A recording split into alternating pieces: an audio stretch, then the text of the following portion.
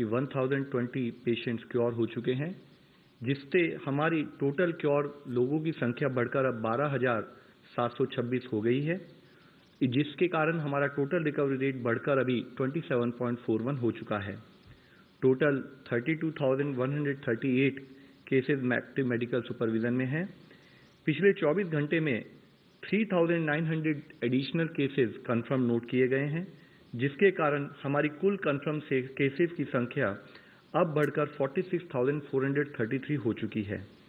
पिछले 24 घंटे में भारत में कोविड-19 के कारण हुई डेथ्स में 195 केसेज का इंक्रीज नोट किया गया है, जिसके कारण कुल डेथ्स की संख्या अब बढ़कर 1,568 हो चुकी है। पिछले 24 घंटे में हमने कंफर्म केसेज और डेथ्स की संख्या में अब तक का हाईएस्ट इंक्रीज नोट किया है। हम एक इन्फेक्शियस डिजीज से डील कर रहे हैं, इसलिए timely reporting of cases and there management is very crucial. कुछ राज्यों में यह गैप नोट किया गया था, जिसे आफ्टर ड्यू परसुएशन अब एड्रेस किया जा रहा है। स्टेट्स के लेवल पर यह जरूरी है कि based on cases reported, contact tracing, active case search और क्लिनिकल मैनेजमेंट ऑफ केसेस को इफेक्टिवली इंप्लीमेंट किया जाए। जहां हम सब लोग कोविड से लड़ने के लिए सभी तरह के एफर्ट्स कर रहे हैं, यह भी जरूरत है कि नॉन कोविड हेल्थ सर्विसेज भी नागरिकों को मिलती रहें। हमने delivery of non essential health services के बारे में ऑलरेडी 14 अप्रैल को गाइडलाइंस जारी की थी। हमें इंश्योर करना है कि गवर्नमेंट और प्राइवेट नॉन कोविड फैसिलिटीज में जिस जोन में वह जिला पड़ता है, उसके अनुसार सारी सर्विसेज प्रोवाइड की जाएं। Immunisation, maternal and child health services, services for critical ill patient जैसे कि डायलिसिस, कैंसर, डायबिटीज, टीबी और ब्लड डोनेशन जैसी सर्विसेज सुचारू रूप से चलती रहें। यह सीजन वेक्टर बॉर्न डिजीजेज जैसे डेंगू, चिकनगुनिया और अन्य बीमारियों के लिए भी कार्य करने का सीजन है।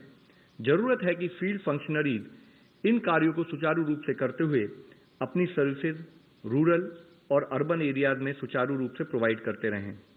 माननीय स्वास्थ्य मंत्री जी ने हाल ही में बिहार राज्य के स्वास्थ्य मंत्री जी के साथ वीडियो कॉन्फ्रेंस के जरिए acute encephalitis syndrome AES cases का भी रिव्यू किया है। उन्होंने राज्य को आश्वासन दिया है कि स्वास्थ्य मंत्रालय उनके हेल्थ सिस्टम को स्ट्रेंथन करने के लिए नेशनल हेल्थ मिशन के द्वारा सभी तरह का सपोर्ट प्रोवाइड करेगा। आज ग्रुप ऑफ मिनिस्टर्स ने कोविड-19 के संबंध में माननीय स्वास्थ्य मंत्री जी की अध्यक्षता में अपनी 14वीं मीटिंग की।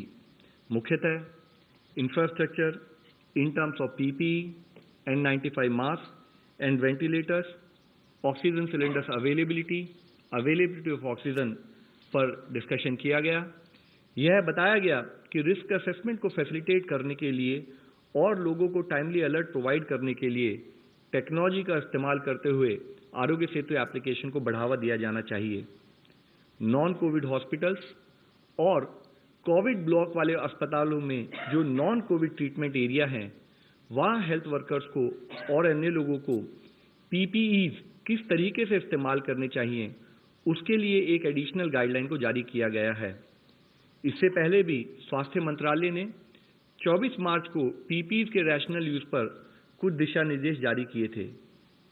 इसमें गाइडलाइंस में हेल्थ केयर वर्कर्स को रिस्क प्रोफाइल जैसे कि high risk area, moderate risk area या लो रिस्क एरिया के बेसिस पर किस हॉस्पिटल सेटिंग में किस टाइप के PPEs यूज करने चाहिए, उस पर गाइडेंस प्रोवाइड की है। हाई रिस्क एरिया में फुल कॉम्प्लीमेंट ऑफ PPEs यानी कि N95 मास्क, कवरऑल्स, गॉगल्स, ग्लव्स और शू कवर का इस्तेमाल किया जाना चाहिए।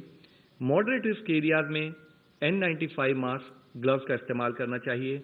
माइल्ड या लो रिस्क एरियाज में ट्रिपल लेयर मेडिकल मास्क और लेटेस्ट एग्जामिनेशन ग्लव सफिशिएंट हैं।